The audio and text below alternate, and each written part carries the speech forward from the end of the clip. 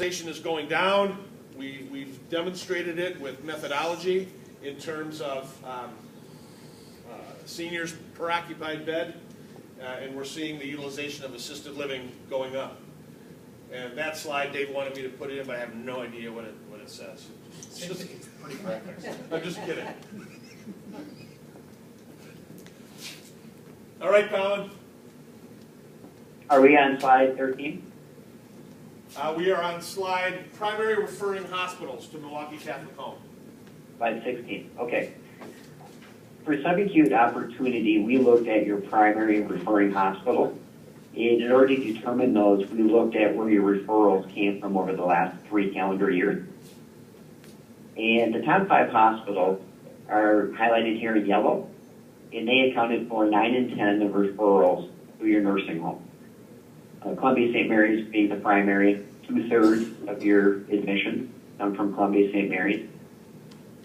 And then if you look at the next 4, you get roughly between 1 and 2 a month from those other 4 options. So when we're doing subacute opportunity in the next few slides, we're going to look at the opportunity from each of these 5 hospitals. On slide 17 here, we wanted to look at a quantitative competition. Not all these hospitals are actually located in your market area. So by way of example, Aurora St. Luke's is a very large hospital. They have 13 nursing homes that they can discharge patients to within 5 miles and 29 nursing homes within 10 miles. So from a quantitative standpoint, there's a lot of opportunities, a lot of facilities for these hospitals to discharge patients. On average, within 5 miles of them, there's about 7 nursing homes. Within 10 miles, about 24. On slide 18, we discuss what we consider a subacute opportunity. We analyzed the 2012 calendar year discharge data from Wisconsin Hospital Association for each of those 5 hospitals, and we identified who the candidates were. Number 1, we looked at Medicare patients. Medicare in this case is considered both Medicare fee-for-service and Medicare Advantage. The second thing we did is we identified people that had a hospital stay. And then we identified people who were actually discharged to a nursing home. In order to qualify for a subacute stay as a Medicare fee-for-service patient, you do have to have the hospital stay, and you have to have a length of stay of at least 3 days. If you're discharged to a nursing home in less than 3 days, Medicare will not pay for that rehab. We also look at people aged 18 plus. In this case, we're looking at Medicare, so they're going to really primarily be 65 plus. And again, just to be clear, our Medicare data includes both Medicare Advantage and Medicare fee-for-service. On table 19 here, then, we identify what the approximate average daily census is being discharged from each of those hospitals. Utilize a state average length of stay. We'll look at Aurora St. Luke's on top, for example. On any given day, there are approximately 91 persons being cared for in a subacute unit that was discharged from Aurora St. Luke's. From Columbia St. Mary's, on any given day, there's about 30 people in a subacute unit. From Ozaki, about 28. Froedtert, about 70. And from Orthopedic Hospital, about 7. So for Colin, hold on 1 second. So what does that mean? That means, on average, CSM right out the window here is putting out there's roughly 30 people. Okay, and how big is your unit? 30. So for you to keep full with just CSM patients, they're only putting out 30. So you would have to get every single one of those discharges from CSM to fill your unit to capacity at 30. What does that mean? It means you look at St. Luke's, there's 91. But then you look at how many nursing homes are around, Aurora St. Luke's. There's 13 within a stone's throw. There's roughly 30 within 10 miles.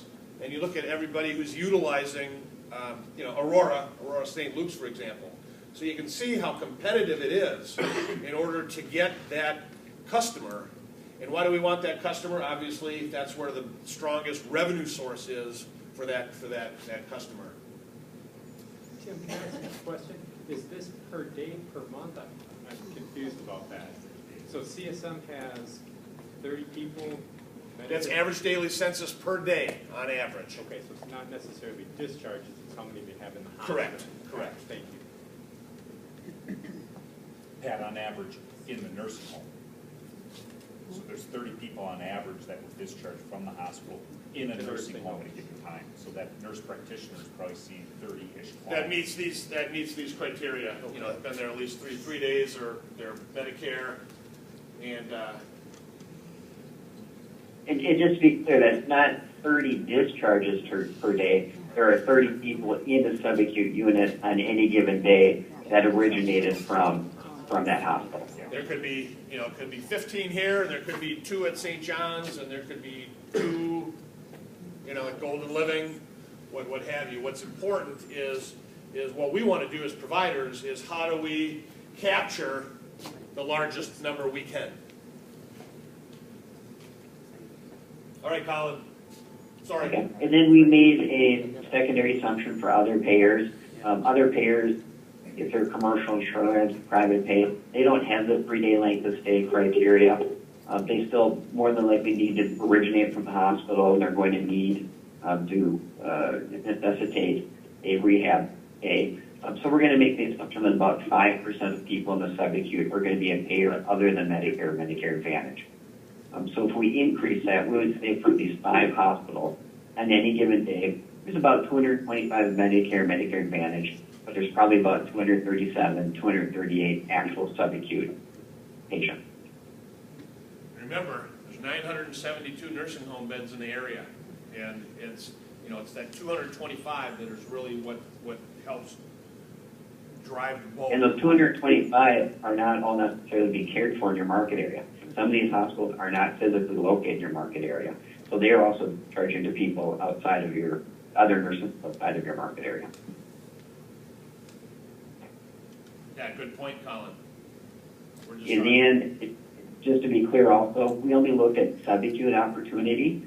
Roughly about 20% or 1 in 5 people that's actually Medicare payer doing rehab is what we call long-term care readmission.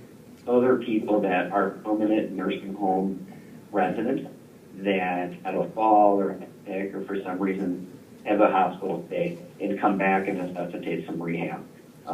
Because they live in a nursing home already, they're going to go back and have that care in the nursing home that is, for all intents and purposes, their home. And it's about 20% or 1 in 5 Medicare payers. So we took that 20% off the top to begin with because we're not competing for them. So you're really competing for about 225 patients. Now, how is this going to change in the future? If we look on slide 20, we're going to see that we are going to have a change in the average daily census. Average length of stay in the subacute has been declining. We have more technology, we have dedicated units, we have healthier people, so we're able to do a lot of services in less amount of time than we have in the past. The average length of stay in the subacute 10 years ago might have been 27, 28 days. Now it's about 18 days. Going in the future, it's going to even be lower than that. So we're going to see a decline in the average length of stay for people actually cared for in our subacute units. However, we're going to see an increase in the overall number of people cared for in the subacute. Hospitals are trying hard not to have people readmitted back to their hospital. So they're starting to use post-acute services at a greater extent than they have in the past. So under this assumption, your current average daily census is about 237, which is based off of a little over 6,000 Medicare admissions. We looked at 3 different scenarios going into the future. The first scenario is the world stays the same and hospitals continue to have the same utilization as they now. So we do decrease that length of stay in the subacute. We're going to see over 7,000 admissions. So we're going to see the average daily census decline to about 219. So again, we're going to have more people cared for in the subacute, but because they're going to be there for a less amount of time, the overall average daily census is declining.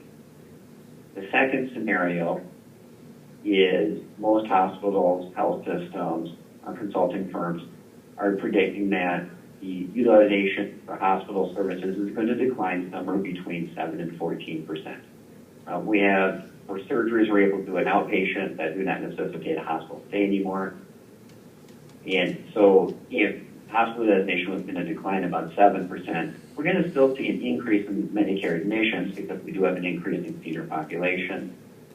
And we're going to see an increase in the number of people being discharged through post-acute care. But we're going to see the overall average daily census decline to around 203 people. And if we have the heavy decline of 14%, then we're going to see the number of admissions still increase to about 6,200, but the overall average daily census once from the subacute down to about 189. So what this tells us going in the future, we're going to have to be able to turn over patients a lot quicker, but we're going to be competing for a smaller average daily census. So larger pool, but fewer Medicare days per person.